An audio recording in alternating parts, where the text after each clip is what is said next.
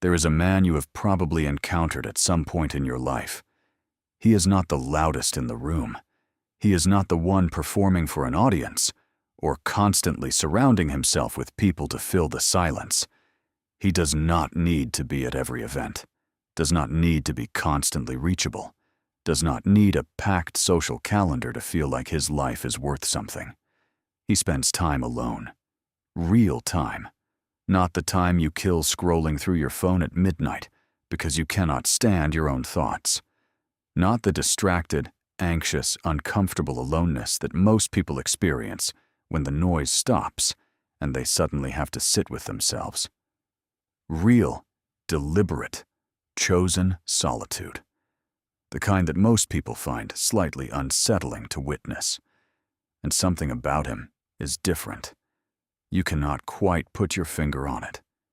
He is not cold. He is not unfriendly. He engages when he engages, and when he does, there is a quality of attention and presence that is almost disarming. But there is also something else, something underneath the surface that you sense more than you observe directly. A kind of quiet power, like he does not need anything from you. Like he has already had this conversation with himself and arrived somewhere you have not been yet. Like your approval, your opinion, your presence in his life, while perhaps welcomed, is not required. And that quality, that particular combination of warmth and self-containment, is one of the most socially powerful things a human being can project. Most people cannot explain why. They just feel it. The gravitational pull of a man who is genuinely, completely fine on his own. What you are about to understand is why that pull exists, where it comes from, what it is actually communicating at a psychological and evolutionary level, and why the man who has learned to be alone, truly alone, not lonely but solitary, becomes one of the most compelling and formidable presences in any room he enters. This is not about becoming a hermit. This is not about rejecting people or manufacturing emotional distance as a social strategy. This is about something far deeper than that. This is about what happens to a man when solitude stops being something he tolerates and becomes something he genuinely enjoys. When being alone is not a consolation prize, but a chosen state. When the silence does not frighten him, but feeds him. Because when that shift happens, everything else changes too. Before we go further, you need to understand what most people have fundamentally wrong about solitude. The dominant cultural narrative around being alone is almost entirely negative. Aloneness is framed as a failure state. It is the condition of the man who could not make it work socially, who was not interesting enough to keep people around, who chose isolation because connection was unavailable to him. This narrative is so pervasive that most people have internalized it completely without ever questioning it. And so they do everything they can to avoid being alone. They fill their schedules. They keep their phones in their hands at all times. They build social lives not out of genuine desire for connection, but out of a deeper, more anxious motivation. Fear. Fear of what they will encounter if they stop moving. Fear of the thoughts that will surface if the noise stops. Fear of what it means about them if no one is calling, no one is texting, no one is actively choosing their company in any given moment. And here is what that fear produces. Men who are perpetually dependent on external validation for their sense of self. Men whose mood is determined by how other people respond to them. Men who bring their emotional neediness into every relationship, every interaction, every social situation. Not because they are weak, but because they have never developed the internal resources that only solitude can build. Now compare that man to the one who has learned to be genuinely comfortable alone. The man who has sat with his own thoughts without flinching, who has developed a relationship with himself that is honest, stable, and self-sustaining.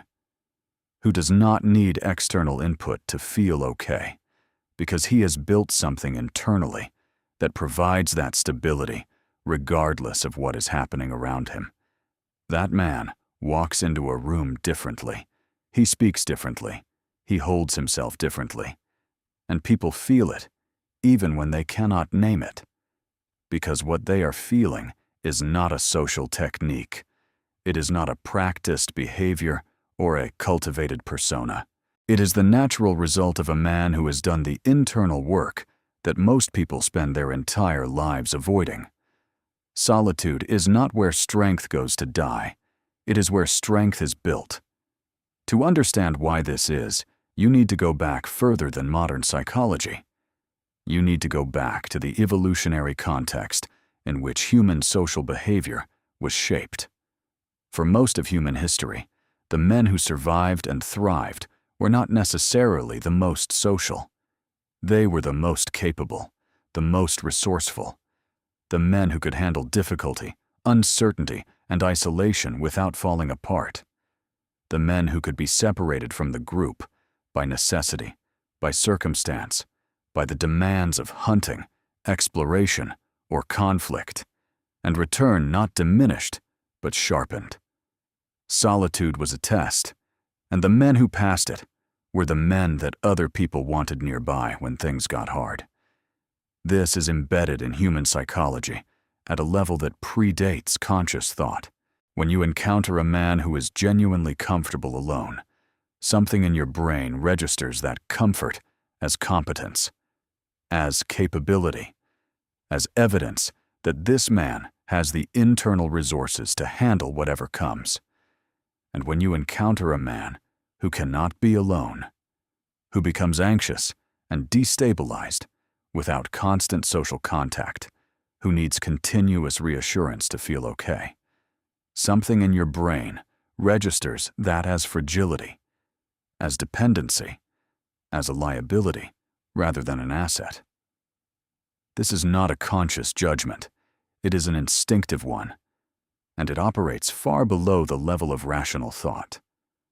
The man who enjoys solitude has passed an ancient test that most modern men do not even know they are being evaluated on, and that invisible pass changes how every person in his life perceives him, relates to him, and responds to him. This is the foundation. Everything else we are about to cover is built on this. Now let's talk about what solitude actually does to a man's psychology, because the effects are specific and they are profound, and most men who have never experienced genuine chosen solitude have no idea what they are missing. The first thing solitude does is force confrontation. When the noise stops, when the phone is down, when there are no obligations to perform, when there is no audience and no distraction, what remains is you. Your actual thoughts, your actual feelings, your actual assessment of your life. And for most men, that confrontation is genuinely uncomfortable. Because there are things they have been avoiding, decisions they have been deferring, realities about themselves or their situations that they have been successfully drowning out with busyness, social activity, and constant stimulation. Solitude ends that avoidance, and the man who has learned to sit inside that discomfort, not to run from it, not to immediately pick up his phone, not to call someone to fill the silence, and actually process what is there, that man comes out the other side with something that no social interaction can provide. Clarity. Real clarity. Not the clarity of someone who has convinced themselves that everything is fine, but the clarity of someone who has looked directly at the things that are not fine and made honest decisions about what to do about them. That clarity is visible. It shows up in how a man speaks, in how decisive he is, in how little time he wastes on things that do not align with what he has decided matters, in how little he needs other people's opinions before he acts. And decisiveness, in a world full of men who are perpetually uncertain and constantly seeking external validation before they make a move is one of the most quietly powerful qualities a person can have. The second thing solitude does is build an internal life. This is harder to explain, but possibly more important than anything else on this list. Most men do not have an internal life, not a real one. They have opinions that they absorbed from the media they consume and the people they spend time with. They have preferences that were shaped by social environment, rather than genuine self-discovery. They have an identity that is largely a reflection of external input, who they are around, what they are rewarded for, what they have been told they are. When you spend real time alone, that borrowed identity starts to dissolve, and what replaces it, slowly, sometimes uncomfortably, over the course of months and years of genuine solitude, is something far more valuable. A self that is actually yours. Opinions that you arrived at through your own thinking, rather than absorbed from the environment. Values that you chose because they genuinely resonate, rather than because they were socially rewarded. A sense of who you are that does not shift dramatically, depending on who you are around. And this is where it gets interesting from a social dynamics perspective. Most people, when they interact with someone, are unconsciously scanning for that internal foundation. They are asking, at a level below conscious awareness, is this person actually someone? Do they have substance beneath the surface? Or is this just a social persona, a collection of performed traits with nothing real underneath? The man who has developed a genuine internal life through solitude answers that question without saying a word. People can feel the substance. They can feel the difference between a man who is his own person and a man who is performing a version of what he thinks other people want. And a man who is genuinely his own person, who has an actual self that was forged in solitude rather than assembled through social performance, is magnetic in a way that cannot be manufactured. The third effect of genuine solitude is perhaps the most practically powerful: emotional regulation. Here is what most people do not understand about emotional regulation. It is not about suppressing emotions. It is not about being stoic in the sense of refusing to feel. It is about having a stable enough internal foundation that your emotional responses are proportionate to actual circumstances, rather than amplified by underlying anxiety and unmet needs. The man who is constantly socially dependent, who has never developed comfort with his own company, carries a baseline level of emotional instability that is invisible most of the time, but surfaces catastrophically under pressure. He gets rattled by small provocations because he is already operating at a deficit. He becomes disproportionately attached in relationships because connection is filling a need rather than enriching an already full life. He reacts to criticism or rejection with an intensity that reveals how much of his sense of self is resting on other people's approval. Compare that to the man who has spent real time alone. His baseline is different. He has met himself in the quiet and made peace with what he found there. He's not operating from anxiety. He's not filling a hole. He enters social interactions from a position of genuine sufficiency rather than masked need. And that sufficiency changes everything about how he behaves. He can be challenged without becoming defensive. He can be rejected without being destabilized. He can hear criticism and evaluate it honestly rather than reacting to the emotional threat it represents.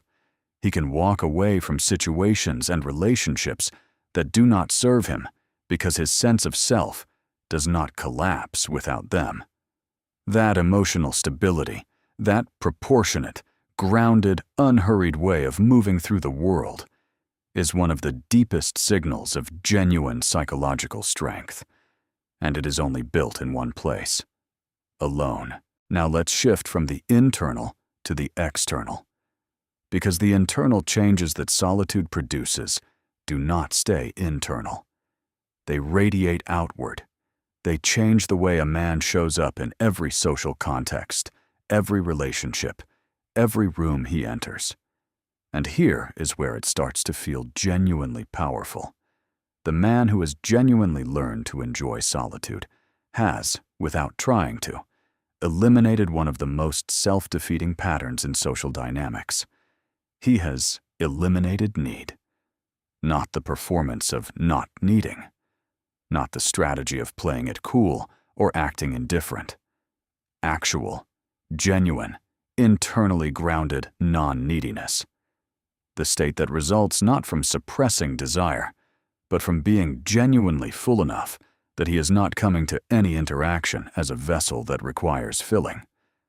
And non-neediness, in social dynamics, operates like gravity.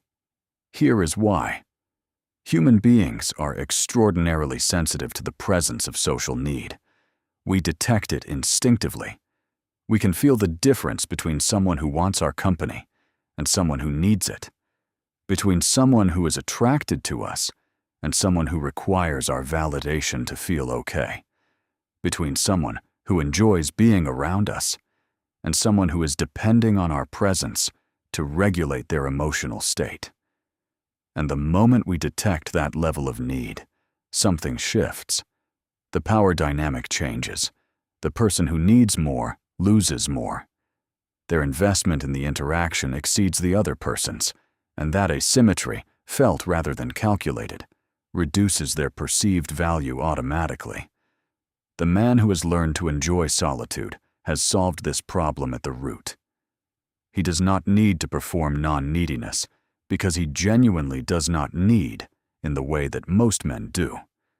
His life is already full. His emotional baseline is already stable. He enjoys people genuinely, warmly, without reservation, but he does not require them. And she can feel that. Not just she. Everyone can feel it. Colleagues feel it. Friends feel it. Strangers in a room feel it within minutes of interacting with him. The man who is already whole is the most compelling man in almost any room. Let's talk about what this looks like in the context of attraction specifically, because this is where the principle becomes most viscerally obvious. Think about the two kinds of men that most women describe when they talk about attraction and relationships. The first is the man who is available in a way that feels slightly claustrophobic, who texts back immediately every time, who reshapes his schedule around her availability without hesitation, who expresses interest in a way that feels less like genuine attraction and more like relief, like he cannot believe his luck and is terrified it will end. Who, when things are good, is wonderful, but when things become uncertain, becomes visibly anxious and starts doing things that push exactly what he is trying to hold.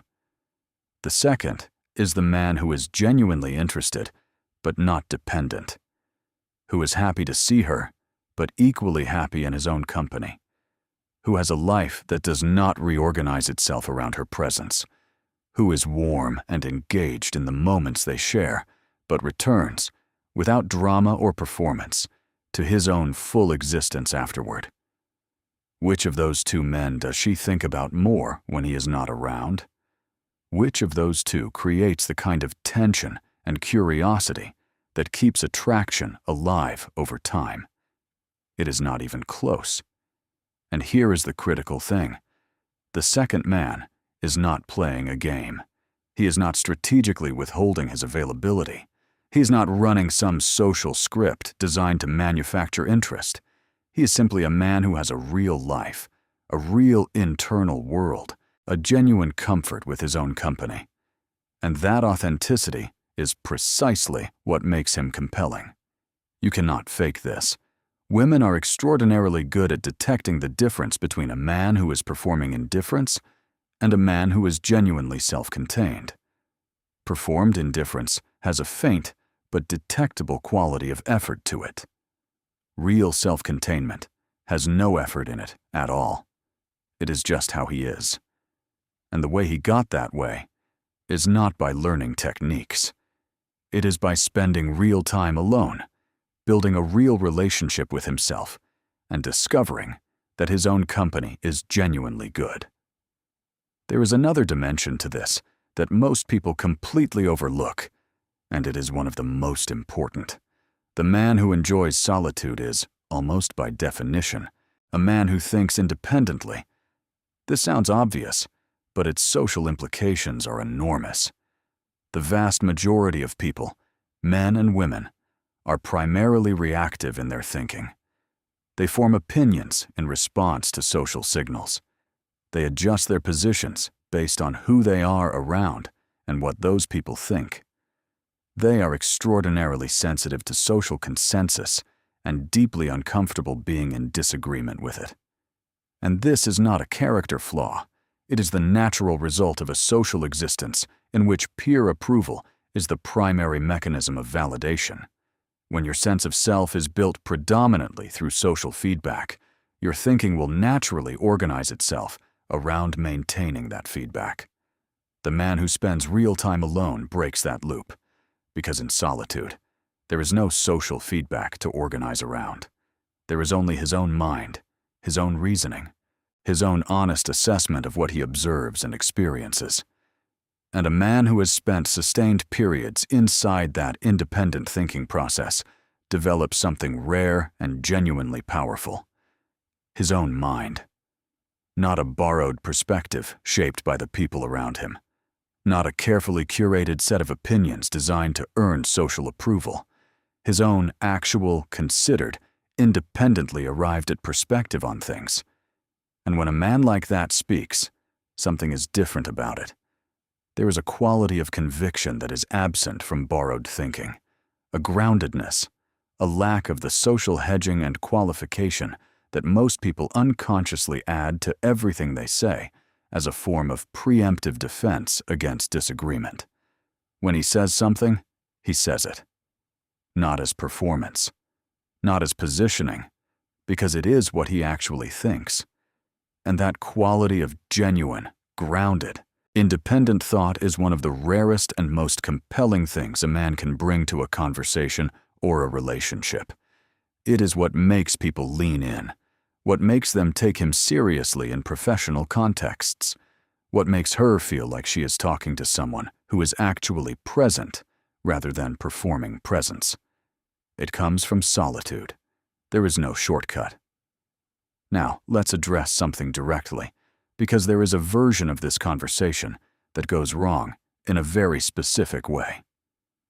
Some men hear the ideas we have been discussing and misunderstand them as a justification for emotional unavailability, for withdrawal, for coldness, for the kind of studied indifference that presents itself as strength, but is actually just disconnection dressed up in better-looking clothes. That is not what we are talking about. The man who genuinely enjoys solitude is not closed. He is not defended. He is not keeping people at a distance because intimacy frightens him, or because he has learned that detachment is safer than connection. Quite the opposite, because here is the paradox that most people miss. The man who is most comfortable being alone is often the man who is most capable of genuine intimacy. Why? Because genuine intimacy requires a stable self to offer. It requires the ability to be fully present with another person without losing yourself in the process. It requires the emotional regulation to stay in difficult moments rather than retreating or becoming reactive. It requires the security to be truly vulnerable without that vulnerability feeling like a dangerous loss of control. All of these things are built in solitude.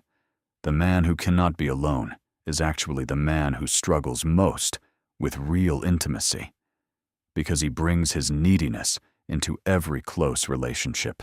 His connection is always contaminated by the underlying dependency, the need to be needed, to be validated, to be reassured, to be kept. And that dependency makes genuine, equal, free connection almost impossible. The man who has learned to be genuinely alone, who has met himself in the quiet and built something stable there, brings a completely different quality to his relationships.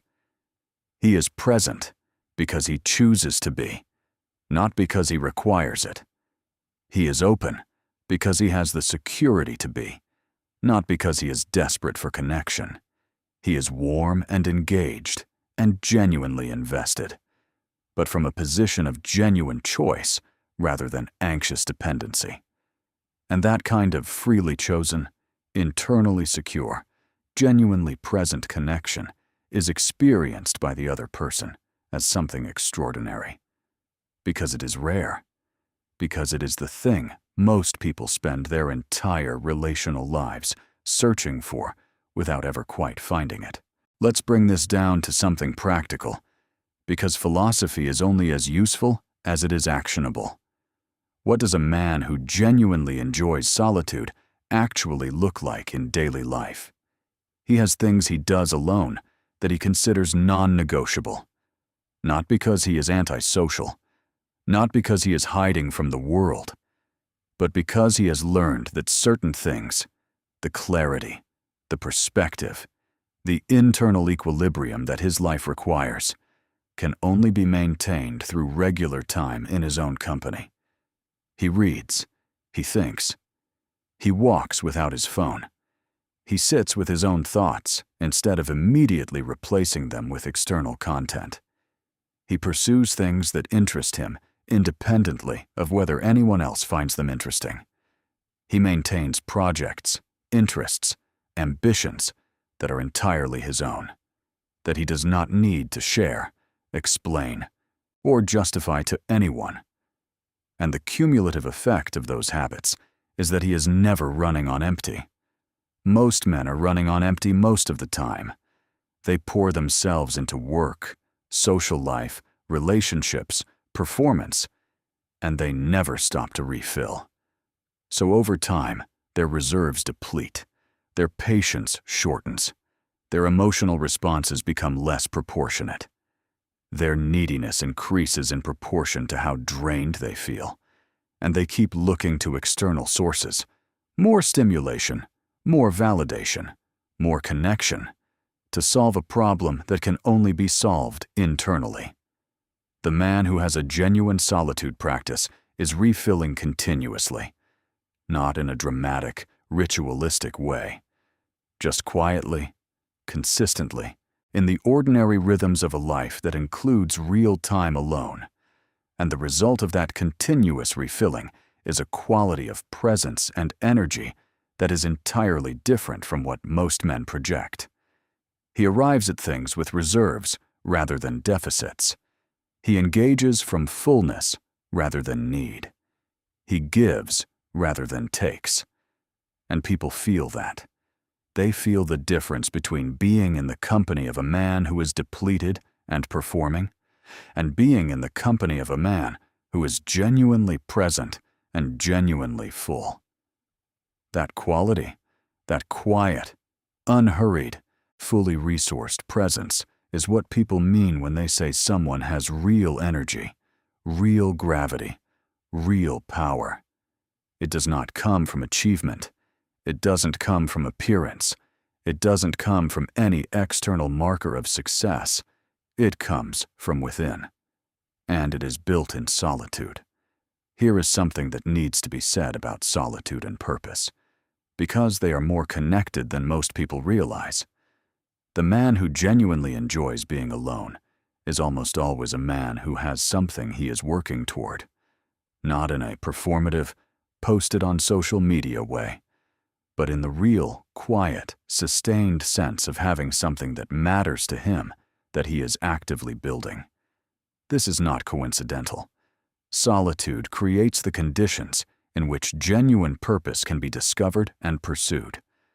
Because in solitude, the noise that normally drowns out that interior signal goes quiet. The social pressure to be what other people expect, to pursue what other people value, to measure success by the metrics that the environment around you has established, that pressure loses its grip when you are consistently spending time in your own company. And in that silence, something else becomes audible. Your actual inclinations, your actual curiosity, the things that you find genuinely interesting and engaging when no one is watching and there is no social reward attached to the interest.